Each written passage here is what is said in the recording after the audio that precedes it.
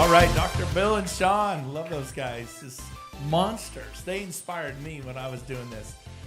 Man, some of you I know are just watching this going, I want to be up here next year, right? You're like, they're going to know my story, what I went through, you know, and I believe you will.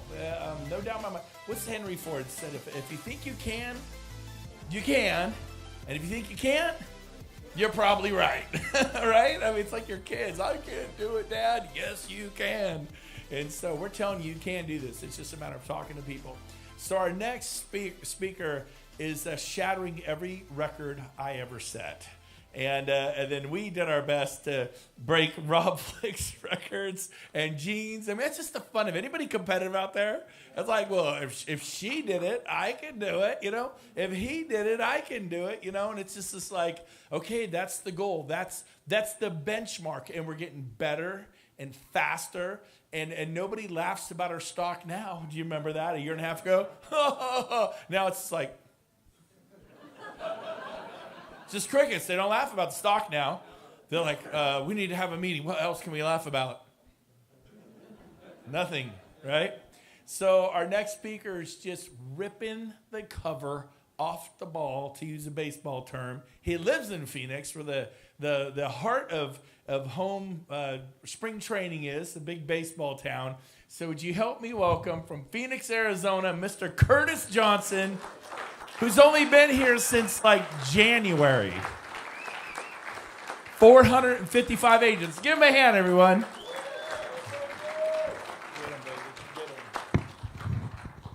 All right, thanks for having me up here. Man, that's a good-looking group out there. I think I'm a little bit nervous because normally I'm in a suit and tie, and Brent wouldn't allow that. So I'll share a little bit about my story, a couple things I think that I've gotten lucky at. I really feel that I'm the luckiest guy in EXP. I feel like everything I've done I've just gotten super lucky with. So my experience with EXP was right when Brent was looking at it. I think I was one of the first 6 or 8 people that he called initially and said, hey, you know, we'd usually room together when we go on speaking things and stuff like that, and he was always awesome. But I knew he wasn't thrilled with where he was at, looking for new opportunities. He called, he goes, dude, you've got to look at this. Will you please at least look at this? And I said, hey, I just barely started a partnership with somebody else. I'll look at it as a friend, but I'm just not open to anything. And he said, will you please at least look at it? I said, oh, sure, I'll at least look at it. And the time came, we looked at it, and I wasn't open to it. It was maybe 1,200 people at the time. And I looked at it, and I was like, wow, you'd have to be really good to be able to do this. But I was like, Brent, this is the most incredible thing. I said, he's just going to kill it. It's just the most incredible thing. I said, it's not a good time for me. I'm not open to it, but I think it's going to do amazing, and we'll just kind of keep tabs on it. We'd keep tabs, and we'd go through the process. And after a few months, I mean, at least once or twice a month, we'd kind of connect and see how it's going. And he'd start out, and he'd hit 5,000, and then 10,000, and then 15,000, and 20,000 later in the year. I was like, oh my gosh, this is just amazing. But I could never be Brent. I knew I could never be Brent, but I said, how many people have you really sponsored? And it was 20 and 30 and 40. And I was like, well, how many hundreds and hundreds and hundreds of people did you have to share the message with and have them look at this? And he was kind of telling me the numbers, and I was figuring, okay, if I was gonna come over, how many people I'd have to put this in front of, but it just wasn't a good time. And then finally, I started seeing some other people that I really, really respected come over. And Jay Kinder really kind of flipped the switch for me. When he came over, I thought he was going to go down to Florida and figure it out and find all the holes in it and say it wasn't worth it. But he was like, dude, it's legit. It's everything we've been trying to build for years and years and years. And I didn't want to move, right? I mean, I don't think anybody wanted to move. Nobody wanted to come to EXP. Let's get real about it, right? It's easier to not come.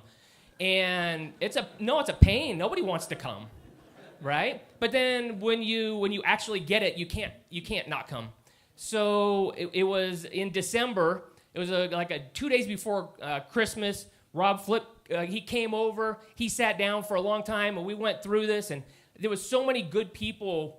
Jeff Willems was really great. A lot of people that were so great in just sharing this idea to help get past that. So when we talk about it's Team EXP, there's a lot of people that are in here that I've had conversations with that are in different lines and different stuff like that. Like, we're all in the same boat. We're all going through this together, and we're all going to get to the top of the mountain together. That's what's kind of cool about this. So my experience was at the end of January, we came over, and I got super lucky. Started going on social media, started being able to share, hey, this is what we're doing. And people just started reaching out. The people I reached out to, I only reached out to about 10 people, and all of them said no. One of them here that said hell no, they actually just came over about a month and a half ago. And it's one of the top teams in the country, but they were a hell no. They weren't even coming. So that was pretty awesome when they came over. And like I said, just as a tip when we were looking at what to do, I would say swing big. Recruit people that can recruit, right? Producers produce. If you want a producer, they hang around other producers. You want to hang around people, you want to find people that can attract people, find attractive people. Not just the way you look, but find people that are attractive. They tend to, if someone can recruit, they can keep doing that. If somebody's built a team, they can keep being able to do that. So my experience was, like I said, I've been super lucky. Some of the biggest agents have reached out to me, and they've decided to come over. I think we can share results, right? That's what the email said. Brent said, sure. We can? Okay. So he said, and this just really inspires me. Again, I look at this, I'm like, holy cow, that's pretty lucky. So, and I know you guys just inspire the heck out of me. It's just amazing. So my first full month, the whole time I was with KW as a part owner in one of those, I made less than $500 the whole time I was there, which was more than I made at Remax. So there's no problem with that. That's still kind of cool. Didn't get any stock. And again, Brent says it, but he says, man, if this doesn't work right, you just go back. You go back to where you were, but you'll get a better split. You'll end up with a better deal. And we're seeing that right now. People that had committed to come over to us, and then they go to resign, and they say, well, here, stay. We'll pay your office fee. We'll pay this. So I tell everybody, if anybody sees a clip on this on social media, go to your broker and tell them you're coming to EXP. You'll just get a better deal, if nothing else. And if they don't give you a better deal, they don't like you, so you should come with us anyways. That's my tip. All right. So my first full month, which was February, where is it? Got $1,800, which blew my mind because I thought, man, I was hoping for 100. My first year, I said, okay, what did Brent do? And I figured my target, I wanted to go out and recruit about 30 people. My team was about 20 people. So I kind of figured I kind of had a cheat code, as someone in my group says. I kind of had a jump right there with 20. And I thought, if I can go out and recruit about another 15, 20 people, and if I could get to 100 people, the whole group, at the end of 2018, I'd just be nuts. I'd be crazy. I knew what that kind of came out to. That would legitimize it. My wife's an accountant, and so I figured she'd lay off me, and it would be cool. I figured if I could get to like 5,000 a month, then it'd be, okay, it's game over, we're good to go that first year. So the first month was $1,800. The second month was $9,400, and my wife was on board. It was awesome, right? I was like, it's like Monopoly money at that point, because anything over 5,000, it was like, hey, well, you said, So Amazon's a good thing at our house.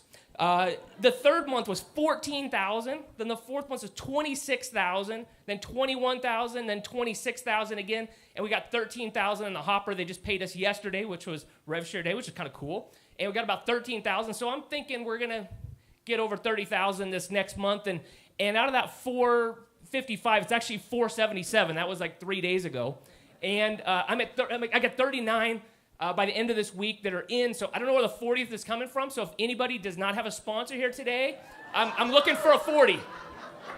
I'm just saying, go with the person that brought you. But if nobody brought you, I'm here. Let's get to know each other.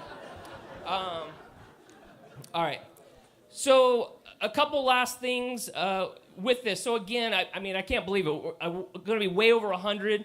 We're actually way over 100 right now, so that's pretty cool. Brent laid out the idea of how many people to go. I said no BS. Just cut because he can sell anything. And I said, I'm not you, but tell me, what do I have to do? What are the actions I have to do? And figured out I had to go and have 150 people watch the webinar and then get on the phone with somebody else. And I was like, okay, so that's like 3 people a week. I'm like, okay, I can do that. If that's my target, I can do that. And then we started rolling it out, and then it just never happened, right? Because all these people started coming. And figure out what your numbers are. Figure out how many people you actually have to go to. But this isn't attracting business, right? So what I would say is give. We've talked to people. Tierney was talking about some of doing the masterminds and the workshops. That's where it's at, right? The cold calling, I don't know. I haven't really seen that be terribly effective in my world. But just give. So if you want something, give it. So just be so generous in the way that you're giving, and just go, man, where can I bring value to this industry? How can I do this? Because I can promise you can't outgive the universe. You just can't do it. You just give, and you're like, but nothing's coming back. Well, then you're focused on the wrong thing. Give without any expectation of getting anything in return. There, I say something good? All right, just give it, right? Just keep giving. Just go, man, like, oh, well, what if I don't get anybody from this class? Well, you're doing it the wrong way then. Just give because that's the person you want. Someone said at the beginning, be like Brent. Be like, man, if we could all be like Brent and people want to be around us, wouldn't that be awesome, right? But be like that. And then I'll tell you something else. So I looked at it for a year, and I felt Brent loved me just the same, at the end of that year without coming as he did at the beginning of the year. So if there's people that you've reached out to and you're not being as compassionate, you're not being as loving, maybe you drop, you're like, well, they're not interested, you're doing it wrong. Because you should be loving them even more. You should be caring about them. You should be doing everything possible, because you don't want to be that person that's trying to recruit them, and then if they're not interested or whatever, you write them off. That's not cool either, right? We don't want to be that company. Let's be the company of giving. Let's go out and find things that we can say, well, let's go make a difference in the world. Let's go do things like that instead of, well, everybody, they think at EXP they're just trying to get us. No, we're the giving company, not the trying to get company. That's what I would say with that.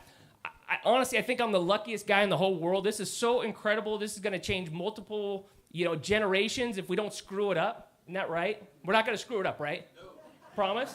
Okay. Let's not screw it up. So thank you for letting me come, and come say hi. Thanks. Great job, Curtis.